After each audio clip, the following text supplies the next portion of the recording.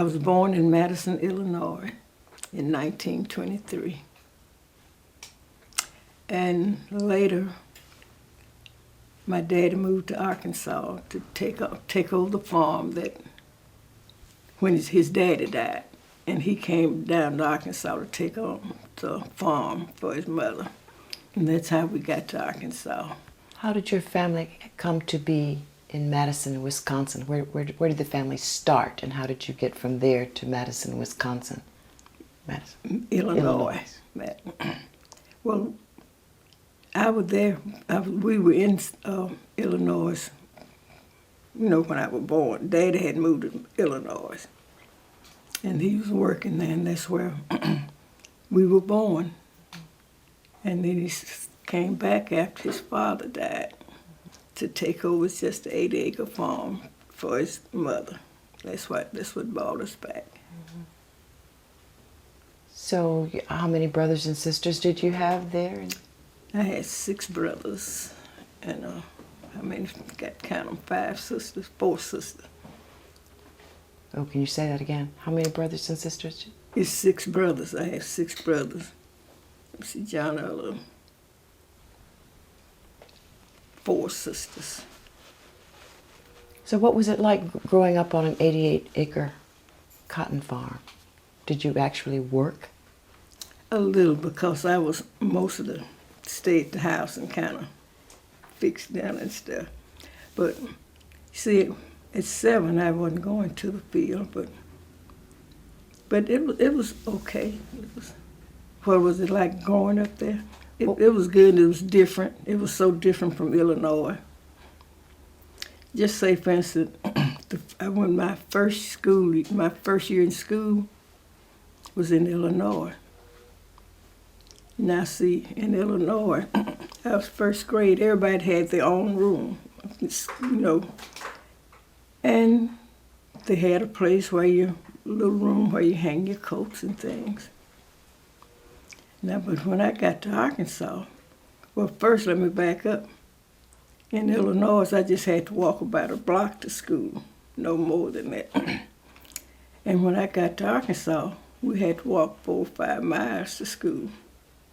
And then you get in this school, and everybody is in the same room from the 1st through the 8th grade.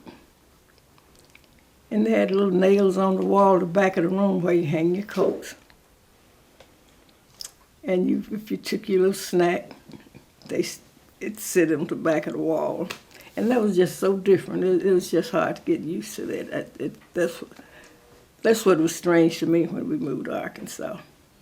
And the classroom was just one big room.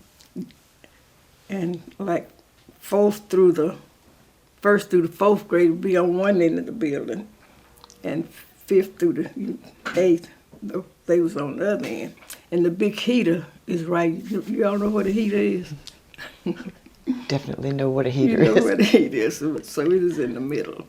And that's about it. It didn't take me long to get used to it, and walking, it wasn't bad, but I wasn't used to that.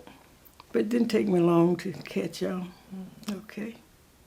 So how many children were in that one-room school? Oh, it wasn't many at that time. Back in there, no more than about maybe 60. How many? 60. 60 children in that one room. Right. And how many grades? How many? Through the 8th. So the 4th on back, we was on one end, and the others on the other end. So how much schooling did you eventually have? Eventually, I got 2 years in college. Now 30 hours in college. So and where did you do your high school work? Here in Marvell. At that time, Marvell only went to the 10th grade. The high school went to 10th grade here in Marvell. And this is where I got my up to 10th grade. And what you would do, you'd have to find someone to live with. And just, Daddy would pay them rent. And see, they had the wood stove too. and we had to furnish our own wood. So he put that wood in the wagon, and he and my brothers bring it up here, kept us wood through the winter. That's the way we kept warm. And I think that's about it. And I graduated. When you graduate, this graduation was from the 10th grade, because that's as far as it went. So, and they had a school in Helena that went to the 12th grade. So that's where my sister went and finished. But at the time I finished, my mama got sick, and I didn't go any further. And then years later, I went to school and got my GED. They was giving people GEDs. And then a few years later, I was working with Mid-Delta, and they sent to let us go to college. And so I just got 30 hours in, So early childhood. Okay. When you were growing up, let's talk about your earliest years in Illinois and then in Arkansas. When you were growing up, do you remember instances of outright flagrant discrimination? No, I don't. But did you say in Illinois or just all over everywhere? Let's start with Illinois. Do you remember? No, I don't remember any. Nothing but in Illinois. And No. And Arkansas, your early years in Arkansas? I just noticed the schools, different schools it was different. Okay, that's great. Now, describe for me the difference between the schools, between the schools that you were allowed to attend and the schools that. Oh, okay, what was the difference? Okay. Oh, it's a lot of different. How can I explain that? We were in this one-room school, like I say, and I'll explain that. And then there was other schools. The white school was just beautiful and all together. And the white children rode the bus to school, and we walked. And that was the difference. And one thing that brought to mind, when you say that, we'd be walking to school, and the bus passes. There's a boy on the other side the middle, and he'd be passing by, and he'd say, "Nigga, nigga, nigga, nigga, nigga." So one day, he was waiting for him. The boy stepped on the ditch, and he got him a stick. So the fellow put his hand out the window and said, "Nigga, nigga." He popped him. And after that, they'd have that window roll up when they'd come through. So I'm quite sure there were many times when you and your pals, your childhood friends, would go home to your parents and your uncles and aunts and tell stories like that.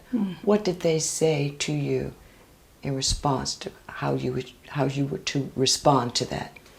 To what I just said. Yeah, when there were moments when people called you nasty names and were mean to you, and you would go home to the adults and say, what kind of advice did they give you about responding? I never really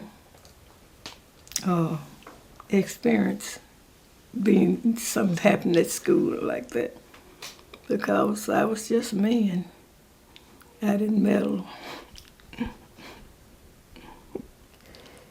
There was a newspaper report not too long ago talking about how one of your daughters said that she wanted to be white so she could have.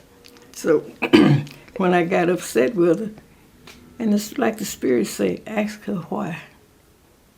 I was in the kitchen cooking, and she just standing around, and she said, "I wish I was white."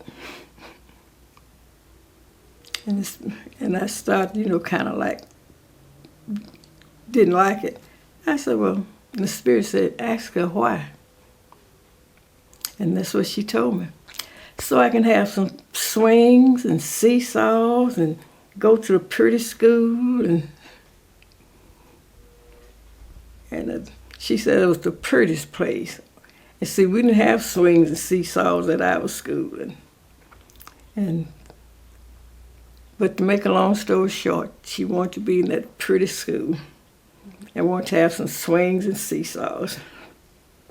So how did that story influence your life and what you would do in your life's work? Well, really at that time, I didn't dwell on it. It just kind of passed through. Because I knew that's the way it was. So you spent so much of your life in the area of community organizing. What motivated you? How did you get started doing that?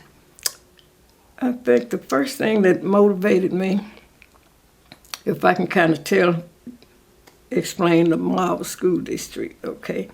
The Marvell School District covers 20 miles around. And there were a school, we had so many schools out in I grew up in Gum Bottom. Somebody else grew up on Coffee Creek, Trinity. There was a school everywhere where it was a church. There was a school. And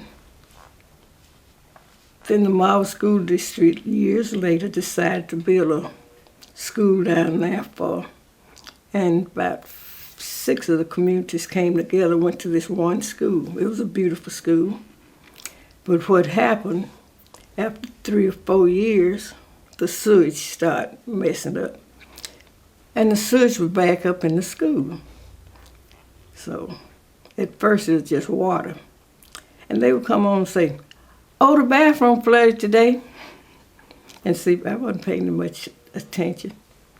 "Oh, the bathroom flooded." And so come on, it got where it got so bad. Everything was flooding out. And the boys had to clean it up. We was across from a store. The boys had to get the boxes and things and clean it up. So we decided to go to the school board. That's where I got started.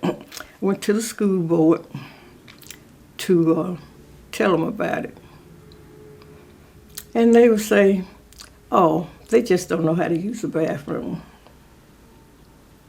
And so it went on so long. They'd come home complaining so regular. My husband say, "I'm going to go out there and see this thing." And so we had gone to the school board for several times. And they just wouldn't do anything, just felt like we didn't know how to use a bathroom and all. And last time we went to the school board, and my husband asked them about fixing it again. 2 of them, just my husband and another lady, she's passed away. But coming from the school board that night, my husband say, "If I could get these people to take the children out of school, they'd fix it." That man got up the next morning and went all through the community and was telling them about it. And everybody agreed to take their children out. And so that's the first boycott, turn of boycott, and what we did. So they went down the next day. This was on a Friday, but come that Monday, my husband went down to the school to see what was going on. He said, "Well, I forget how many children they had, but 8 or 10 children showed up at school." And so after that, and it just stayed vacant until they didn't go to school at all that year. Okay. Let me get the time frame for this. What year was the first year that you went to the school board to complain? I really can't remember. I know my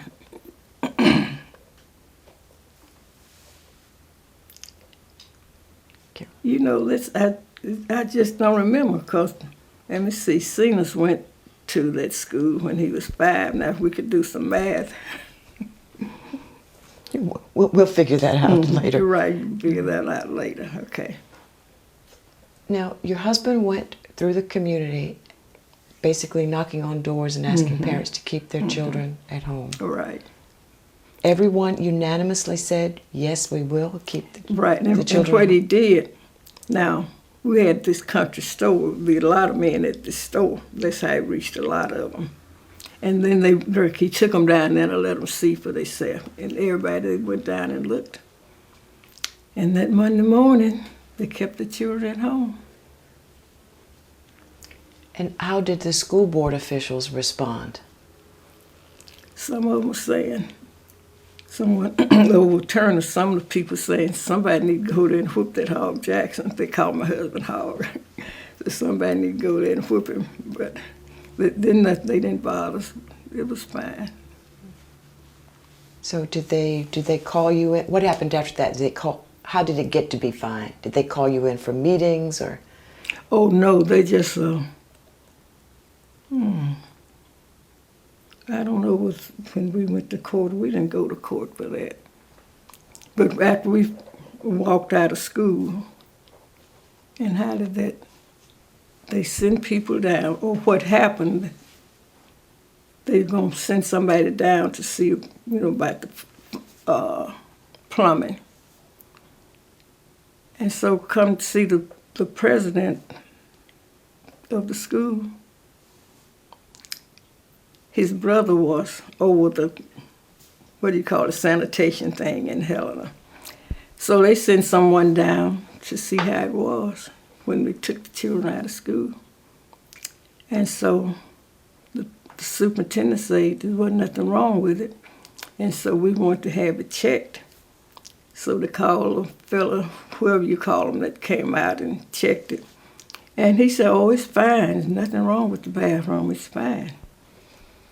But see, that was his brother that checked it. And see, Howard was here at that time. And Howard called the sanitation place from Little Rock. And they came down and checked it out. And they made him dig it up and do it over. Because it was put in going uphill, and that's where the bathroom was messing up.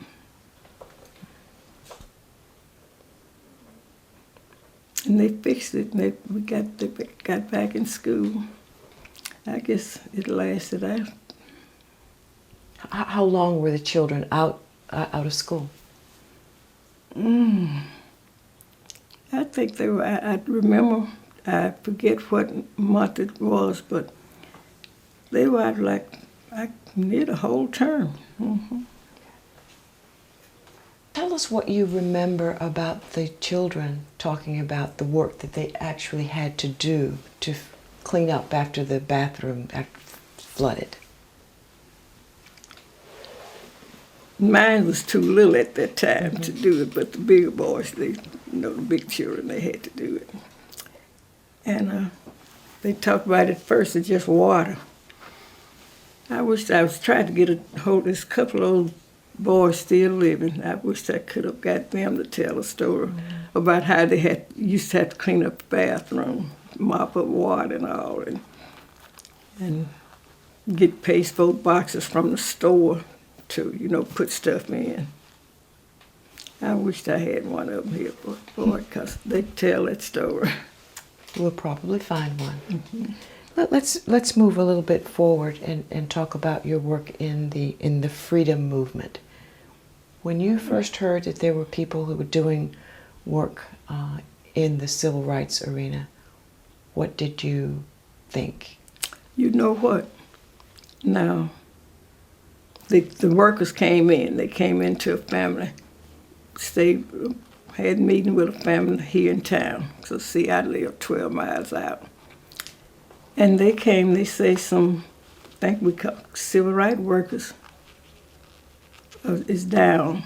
And they're at Mr. Adams' house, and Mr. Adams wanted him to bring some people in that may be interested.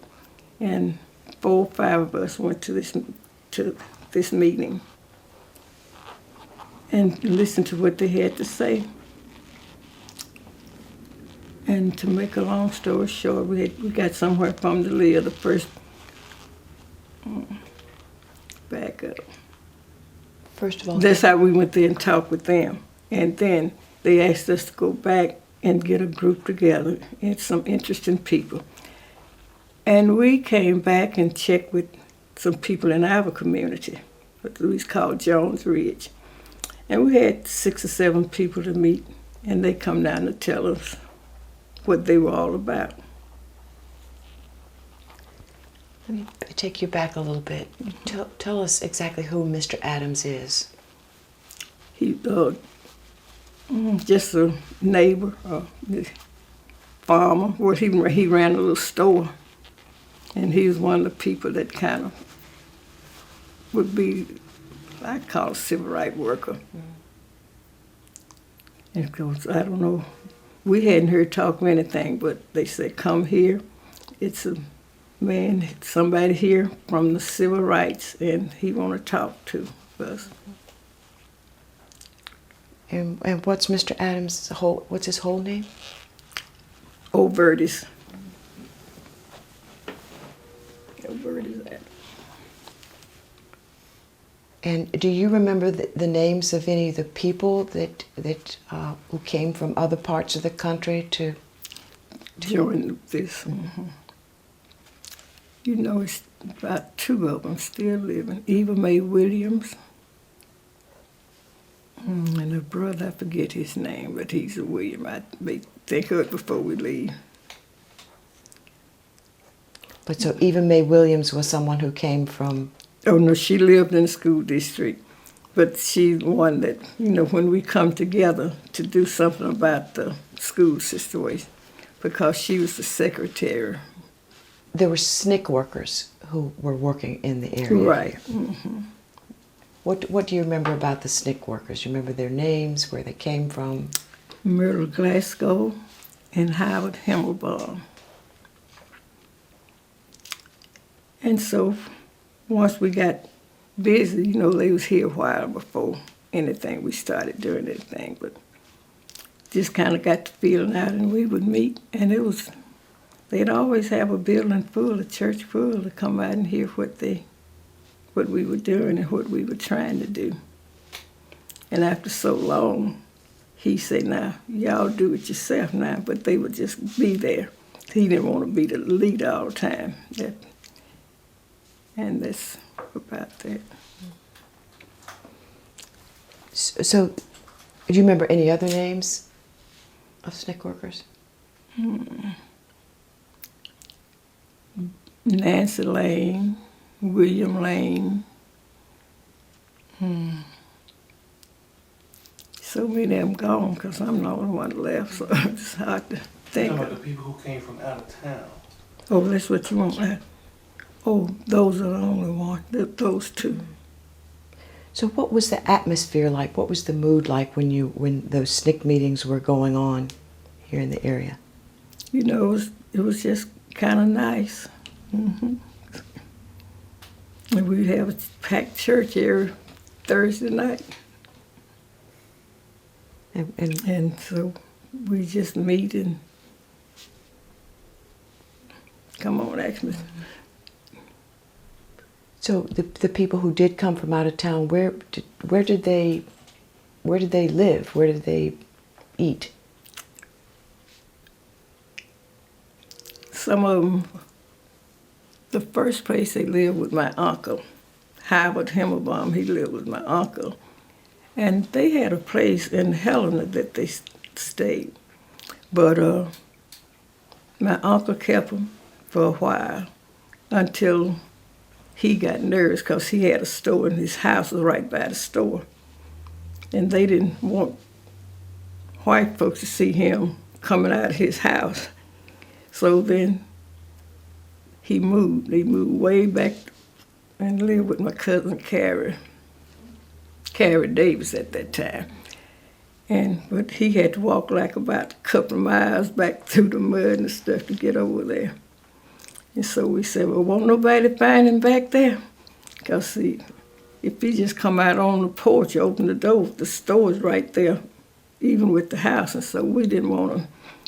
Then my uncle got a little nervous about having this white man living with him. He didn't stay with him long, maybe a month. And he moved back down where he couldn't be found and walk out every day. Come by the house, we'd eat and all. I think, and they also had a place in Helena where they could live. Come on, ask.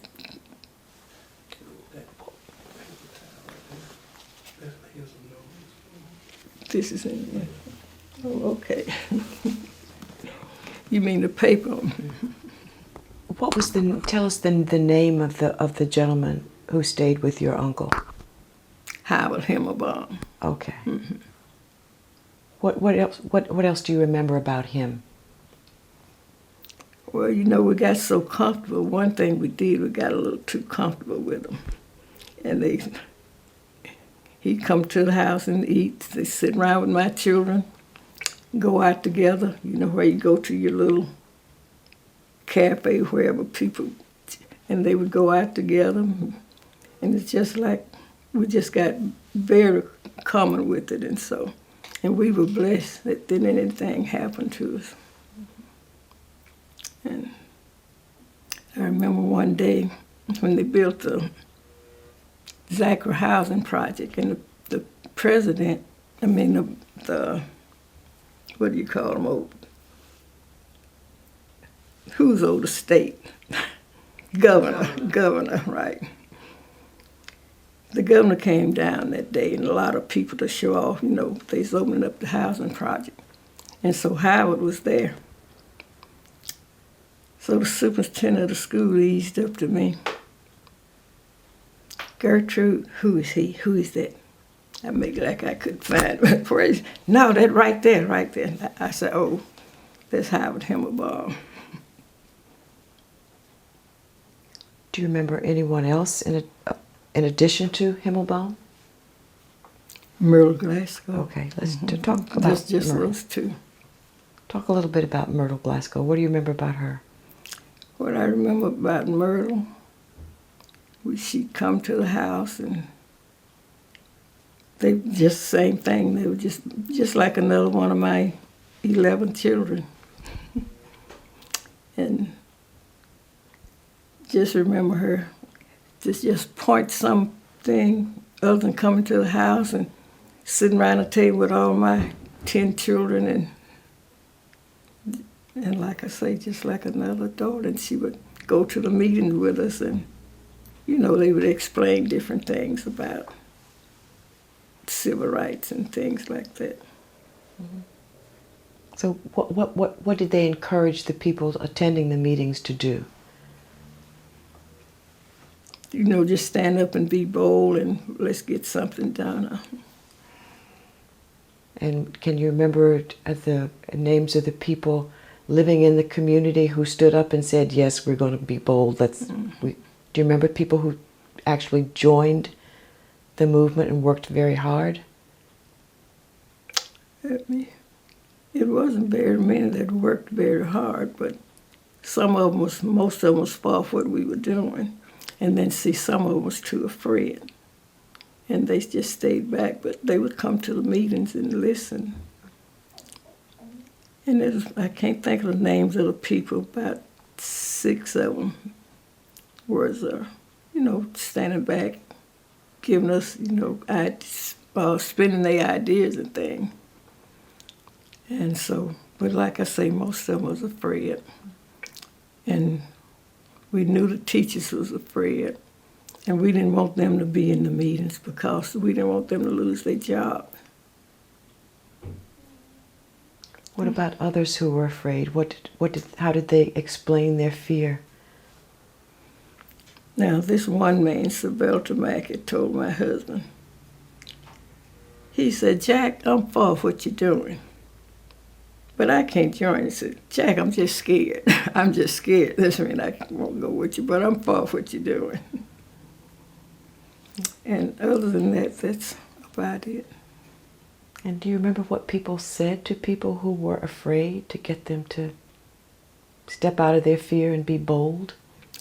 No, I don't remember anybody bothering them.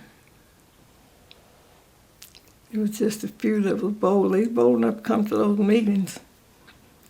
Now, one thing that happened down in my country, Maxine Hathaway was one of the school teachers here in Marvell. And you know, on Sundays, if we're in church after Sunday school, we're going to say something about the situation. And so different people told her, girl, you better stop going to church. Tell me they having civil rights meetings down there at that church. And so she left our church and went to a church where they didn't meet. Came here in Marvell and went to church. And, So once you became involved, there were moments of there were repercussions. People did not, you know, white people did not like what you were doing. How did they respond to you? well, not really. But I tell you, one day I was in the drugstore. And the lady that worked at the drugstore, by the way, she in the nursing home now. But anyway, this white man was in there. And I was getting my medicine stuff. And she touched me and said, there she is, there she is, there she is. It's like they was trying to find out who was that's doing this civil rights work. And so that's the only thing that, you know, that I saw.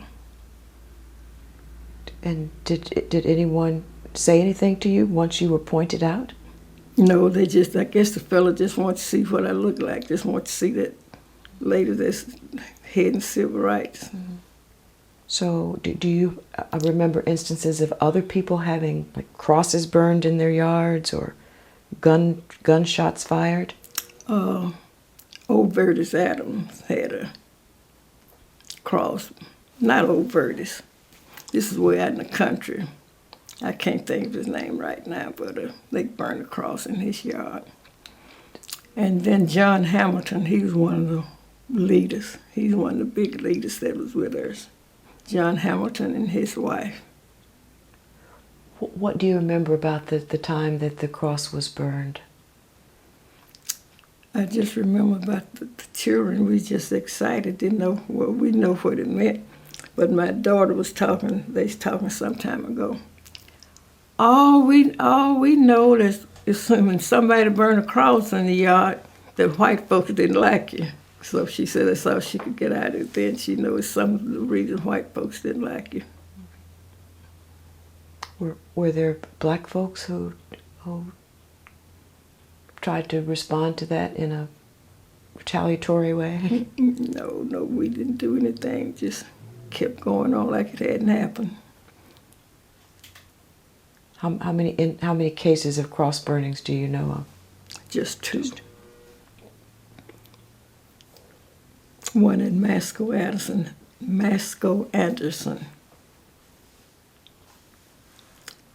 Now John Hamilton, he got in the air because he was the main person along with my husband, John Hamilton. Got in the air that, and he lived way back off the road, that a gang had planned in to come and, attack him that night. And so what the men did, it was about 10 or 12 men that met down there with their guns. And because, see, this man is way back, had to go down the field to get to his house. And they went there and stayed all night to see if anybody was coming in. Because one of the boys said, now they come driving down through here, I'm going to blow them away. So that's the incident there.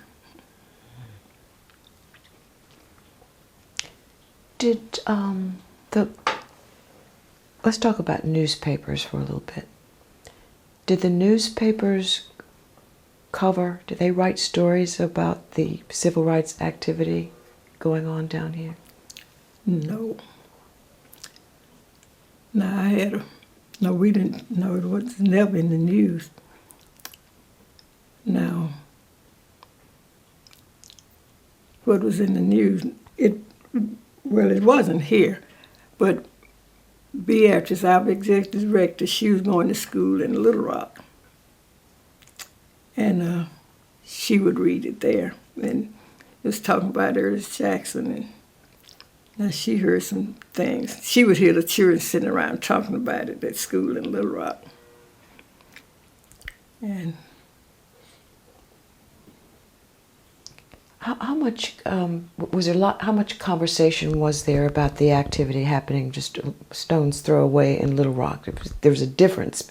Let's say that again. So the people who lived in this area outside of Little Rock, did they pay close attention to what was Yes, they did. What kind of conversations did they have about Little Rock activity? Well, just discuss the situation, and we didn't. It wasn't very much because, like my children were so little, because I remember they were so little. Because every time the news come on, they had to be quiet. So this news came on, and they were showing the Little Rock, going into school and the clubs and the things. My little girl said, "Ooh, the news good tonight," because it was excited. She didn't know what it was all about. But that's all we saw a few times, when it come on the TV about what was going on. My husband didn't have to say, "Y'all be quiet, the news on." Boy, they got quiet. So did you and your husband spend any time telling your children exactly what was going on? Exactly what was going on, yes. How did you explain to your children what was going on in Little Rock? I just told them it's just like it's like it is here in Marvell. Whites go to one school, and so now they're trying to integrate them and let blacks go to the school. And the fight was about because they didn't want them in their school. And that's why they had to bring down the troops and all these things. And how did your children respond to that story? Well, kind of like they already knew, because it's just like it was here, You see what I'm saying? The whites was going to the big school down here, and we was going to the little chicken coops. Tell us about a moment when there's an issue about the county fair. It wasn't really an issue about the county fair, but this is the way it happened. We decided to boycott the school. And so Reverend Anderson, the man that they burned the cross in the yard, he's at the meeting. He said, "I tell y'all what, since we boycotting the school, let's boycott that fair." And they said, "Yeah." And let's come boycott the fair. And another thing about the fair, the superintendent, AM&N College in Pine Bluff, there's a black college at that time. The superintendent, the choir from AM&N College was coming down to sing at the choir. And we heard that we were in Little Rock at this trial about this boy. We had to go to trial. We had to go to court. So we were in Little Rock. So Mrs. Hamilton, on our way back home, she said, "Let's go by that college and tell them don't come down to sing, because we boycotting everything." So we went by and talked with them, and the superintendent was out of town. They said he would have to change it. We can't change it. But anyway, they came on down to sing. And then I got another lady that we said, "Let's go up to the fair and see how it's going to come out." So we went to the fair and just parked out in the ditch by the fair. And it worked. People didn't come. I saw some little children come, saw some little white boys. They come around. They had heard something. They didn't know what. Some little black boys too. They say you ain't supposed to go to the fair today. They be people, and they just run, and it was just nothing going on because nobody came. But the college choir came down. The big bus came down. The children got on. They got off and marched up the bleachers. They sing they had a crowd, but wasn't a soul there. And the fair didn't make any money that year. So that's what happened with that.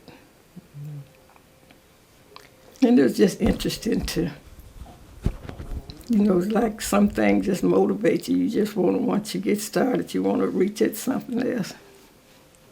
Hair-raising details about crosses being burned on other people's yard. Don't you know someone else who's had a cross burned? No, just my yard and this Reverend Masco Anderson. Tell us about the cross being burned in your yard. Like I say, the children were going out to go to school, and they saw it. And it's like what they did, they burned the shape of a cross in the grass. And we all just went out to look at it, and the grown people knew what it was like, what it was about. But like my daughter was telling me lately, she said, see, I would hear y'all whispering, y'all, we didn't sit out and really explain to them, but we'd hear y'all talking, but all I know, they said when they burn a cross in your yard, it was because something about white folks didn't like if you get a cross burned in your yard, so that's what she was telling me. So how did it affect you? I guess what's that the people take to make them strong and bold, these athletes. I guess I was on a high, and I was just fine with it. Because just had a little fight in me and just ready to go on. But it didn't stop us. And then before that I don't know which comes first, it doesn't matter. When they set the shop on fire where we keep the tractors and trucks and things. My daughter went out on the porch one night to do something. And she looked up and she said, "The shop's on fire." And boy, everybody jumped to attention then. My husband had gone to bed. I said, man must have been expecting somebody to go attack him. He jumped out of bed so quick the dude put on his shoes. So he went out there, and the tractor was out there. So what he did, he found a log chain, whatever chain he had, hooked to a tractor, then hooked it to the truck, pulled the truck out across the field, and that's where the truck burned up. And what had happened, somebody had stuffed a rag or something down in the gas tank and set the rag on fire, and that's what was burning. So, but anyway, it caught the truck. Now, if we hadn't seen it, it probably would have got the tractors and everything else. Pulled it out across the field, and that's where it burned up. It did. And like we didn't put in no papers or nothing, so we wasn't doing stuff like that. And Mrs. Jackson, wasn't there also an incident where they put sugar in the... Yeah, now the cotton picker, it locked up. He's working some land way away from home. And when they get through, they just leave it in the field until they get back. So his brother went to the field that morning to, pick cotton. He said, before I got there, I could see some tracks. It looked like 4 tractor tracks. So he said, somebody had been up here sniffing out getting gas out of his tank. So that's what he put it to. And he got up there and got on the cotton picker. He said when it got halfway down, piece down through the field, it stopped. And they say usually you can put sugar in a tank and that'll lock up everything, but they don't know what made it happen. But it locked up. And they didn't have no cotton picker, but he and his brother was good mechanics, learning mechanic on themselves, and they fixed it. did you ever know who did it? Never knew who did it. There were also in an instance a case of shots being fired at you. Okay. Is that tip? I guess this is what my grandson is saying. I was going home from work one day, and this truck pulled up, and it was coming, But when it got close to me, it slowed down. When it slowed down, some kind of flash went over me. This first time something I felt uncomfortable. They followed me just a little while, and after a while I said, the driver must have changed his mind. The driver pulled off and sped by me, but when he sped by, the man on the passenger side had his little pistol. He shot right across in front of the hood of my car. And I wouldn't tell my husband because I know he's going to get out and try to find who did it, and I didn't want him putting himself in danger like that. A long time before I told him. Didn't tell any of them. Because I go to work every day. He'd been, thinking about me going to work every day. What year was that? I'm just so sorry. I don't know. Did you tell anybody? Later on, about maybe a month or so later, I told him about it. Had you heard of things like that happening to other people? Did other people tell you about things like that happening to them? I heard about the things in Mississippi, the little boy that got killed and stuff like that. And then, well, after that, civil rights workers in Mississippi got killed. I think Myrtle told you about that, or did she? How did you respond to that? I knew they was letting me know they didn't like what I was doing. And then I knew I wasn't going to stop doing what I was doing. And that's about it. Time when your husband came to you with any kind of thoughts that he was having reservations about doing what he was doing? He never did. We just get up there Thursday and be prepared to do what we had to do. But no.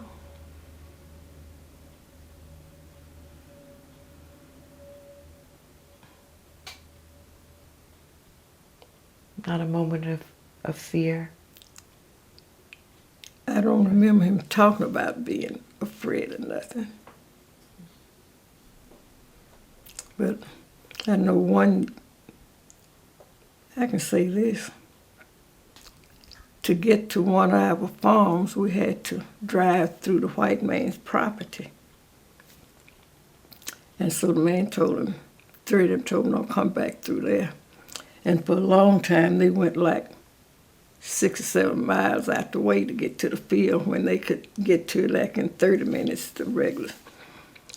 And so one day he came in, we had done that for a long time, I guess maybe a couple of years before.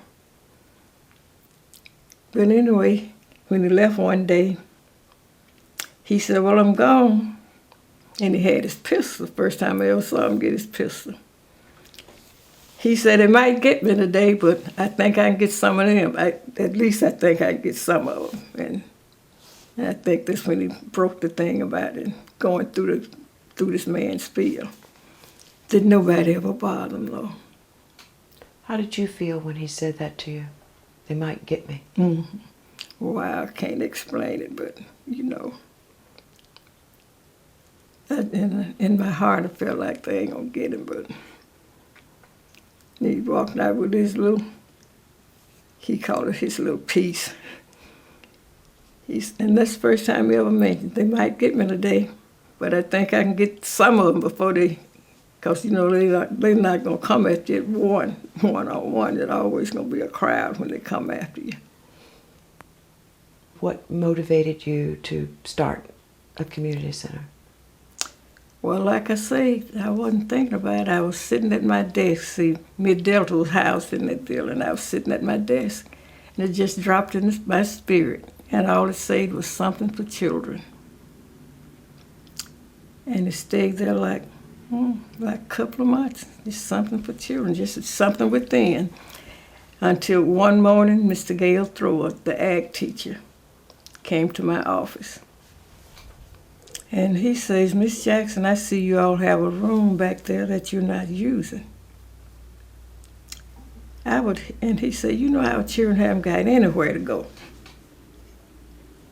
And I would like to fix it up, you know, where the children have something to do. And I say, boy, God must have sent you here. And we got started from that. His thing was recreation. My thing was education. Because I wanted more Head Starts. I wanted every child in the district to have seen a book before they go to school. And what I did that year, retired teachers, I had about 2, Maxine Hathaway, Annie Mae Smith. And by me, I used to pick up children, take them to Head Start. Then I knew where everybody was. And I went to the different houses, like Mrs. Hathaway took about 3 houses. They would just go and read a book. I said, you all I want to let every child see a book before you go to school. Or see, they didn't have, you know, we just did, that wasn't our culture. So when I found the families for them, and they went to these families, did read stories, did the same thing we do at Head Start. And Maxine Hathaway and Annie Mae Smith and Beatrice, I think Beatrice, the executive director did one. But anyway, that's what I wanted. I said, I want to see every child that's going to school to have seen a book before they go. And that's what we did. They would take the little paint and everything, just like we did at Head Start, put the easel, the tree would usually be an easel, and they would, where they do their little painting and stuff, and just read little stories to them, because you'd be surprised that the people never saw a book when they go to school. So that's what I wanted. And I wanted them to have these shots, because there was so many children that didn't go to school. Because you don't have that shot, you can't go to school. And it's so hard for them to get like 30 miles, you know, out there all the time. And so what we did, I got after these teachers, these ladies did the Home Start. And of course I was doing one too. And what we did about the shots, come down, the nurses from Helena would come down to this big raggedy center where it was raining all over. That's what we were in. And they gave them shots. They would come down and give them shots. And then after we founded BGA-CDC, then they got a grant and they built a building onto it. And the staff would come from Helena. And that's how they got everything. They did everything there. They do everything there that they did in Helena. So describe the building before you tweaked and massaged it and polished it to turn it into the community center. What did it look like? It looked pretty good, except wasn't no roof, wasn't no, and of course, wasn't any ceiling in it. That's mostly what this Channel 2 came down and took pictures of it and what we were doing. When you got the idea to start working on a community center, you were already working with children. Mm-hmm. With what agency? Mid-Delta Community Service. And tell us a little bit about Mid-Delta Community Service. What did you do there? The first job I had with Mid-Delta was transporting children to Head Start. I guess I would do like near 40 miles in the morning, 40 in the evening. I was picking up children, going across the fields in different communities. Just knocking on the doors and see who was eligible for Head Start. So how many children did you transport? 15 in one room, 15 in the other, so that's 30 children. And we had to make a couple of trips. And it was kind of not so nice, but I had this station. the gentleman had been out to my house to ask me if I do. They thought I was the only person that they could find in the district that had a station wagon. And they came down and asked me, would I pick up the children for Head Start? My husband said, you can't do that. She's running all over this country. So we turned it down. But anyway, they couldn't find anybody and they came back again. And so he says, go on. And so this first job I had for Mid-Delta was transporting children. And from there, they were teaching Head Start.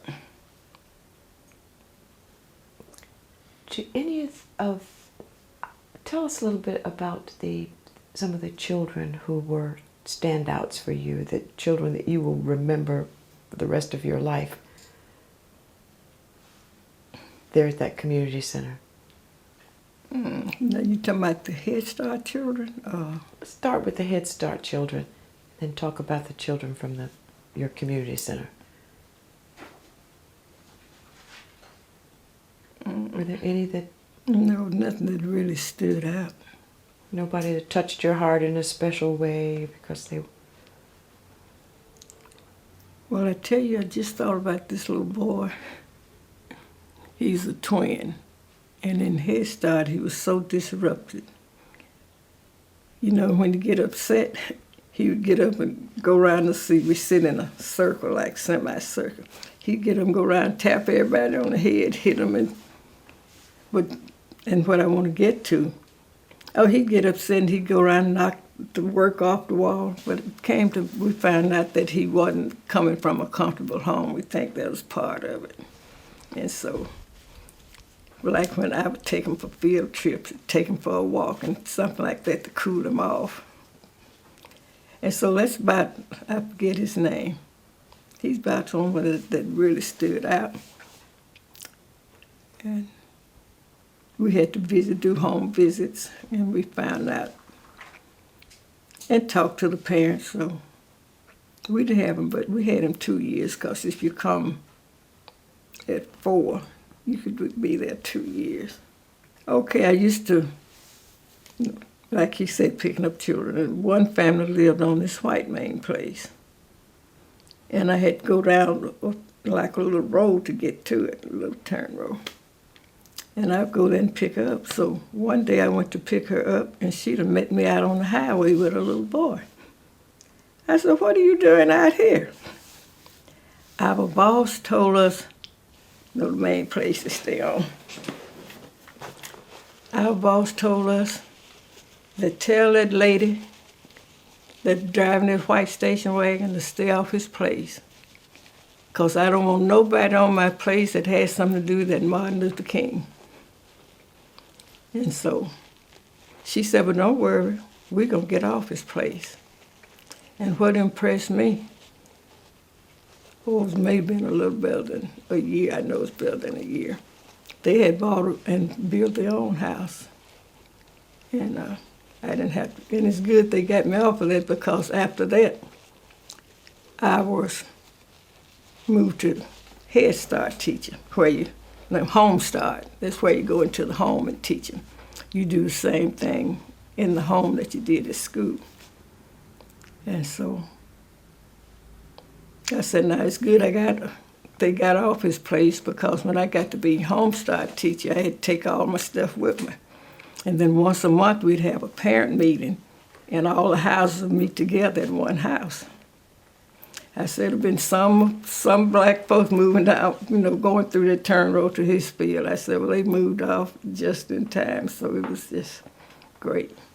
Now, that's the only I really hadn't forgot. I had forgot about that one. Now, I say it was good I moved off the place, because from Head Start, picking up the children, I had to do Home Start. And that's where you go into the home and carry all your material and do the same thing you do at school.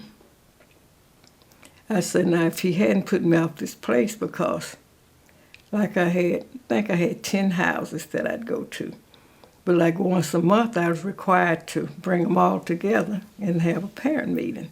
Somebody from the main office would come down and do things. And I said, now, that would have been awful if they had still been on his place, because he sure wouldn't want all of us coming back there to a meeting. Even sometime, like at 12 o'clock, the men would come out the field. They just enjoyed to come out the field and where the Head Start was and see what we were doing. So I enjoyed that with TJ. I'm glad he made me think of that. Yes, thank you, TJ. I want to go way back. Your father's birthplace fascinates me. Where he chose. Where was your father born? In Arkansas. Why did he leave Arkansas? Heard that the grass was greener on the other side of the fence, for a job there. And he worked at the Commonwealth. What do you call it? Commonwealth. It was a factory that he worked at, and they called it Commonwealth. So, what was his life like here in Arkansas? He was a farmer. He was a farmer. And some of the people started going south, and they told him about, and he liked what they said, and he went up there to try it. Your children and your children's children and everyone who knows them will know a little bit about the work that you and your husband did in the movement. Right. They'll know a little bit. They'll never know all of it. But what would you say would be the most important thing they need to know about the work you did in the movement? Things that they would need to know. Except stand up for yourself and, get involved. If the need ever come, Well, with the start, they were children. Some had already gone off to school, like the 4 older ones had gone in the civil rights movement. And I just would like them to be involved, in which most of them are doing, be involved with schools and whatever. Wonderful. Thank you so much. We are going to go over to your community center. Okay. Now, at a meeting one night, Merle decided that if we could just take our children over there, since they wouldn't send us the choice form, we'd just go anyway. And they had heard that we were coming. Somebody leaked out of the meeting somehow and got to the other folk. And they prepared for us. They covered their school, the whole block around the school. It was cars, trucks was bumper to bumper, 2, 3 men on each truck. These trucks have rifle racks on them. And so the lady said, they heard that y'all were gonna walk to school, gonna come on to school this morning. And they were there prepared for you all, prepared. And so my cousin, she was braver than I, or crazier than I was, however you want to call it. But we said, let's go. And we drove around there, and it was just like she said. From Irving Garage all the way around to the bus shop, trucks was bumper to bumper with 2, 3 men on each one of them, waiting for us when we come through the mall. And I don't know what they planned to do, but that's the way it was. We agreed that we want to go to court. He said, now, but we got to have somebody that, can't set them out of school. We have to have somebody. So my husband said, well, I'll do it. And that's how I got started with him. Because, there wasn't anybody else that was willing to go to court for the school. So he said he would do it.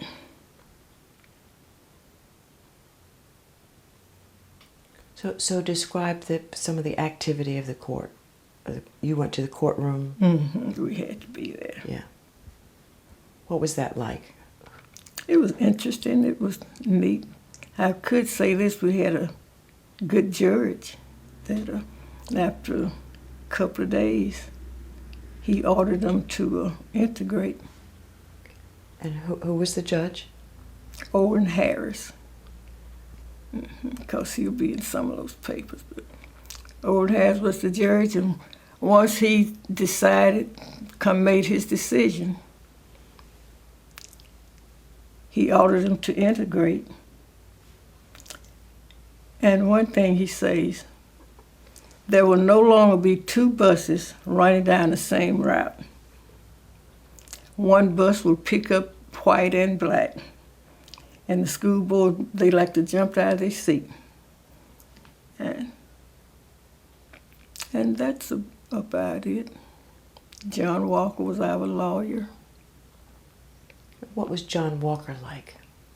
Real nice. He just had got his, and he had it together. He had just come out of college or law school or whatever. But he did good. He was doing great.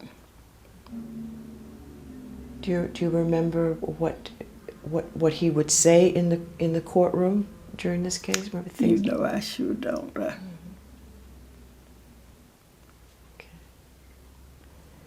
And the only thing the judge has to ask was, he would do things like,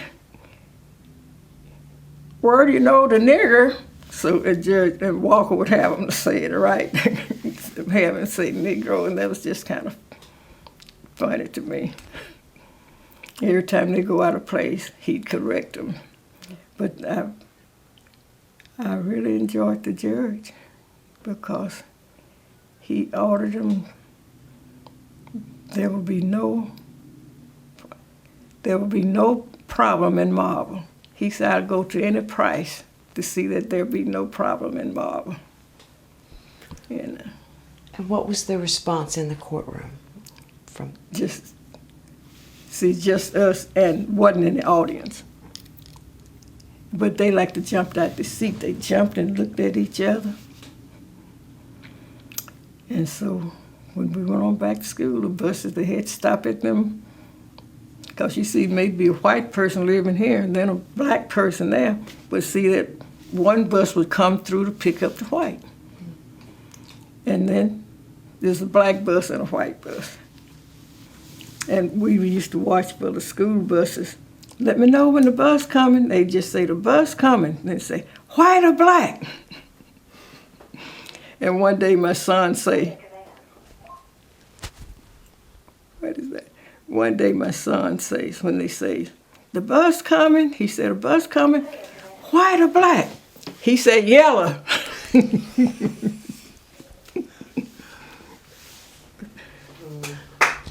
That was fabulous.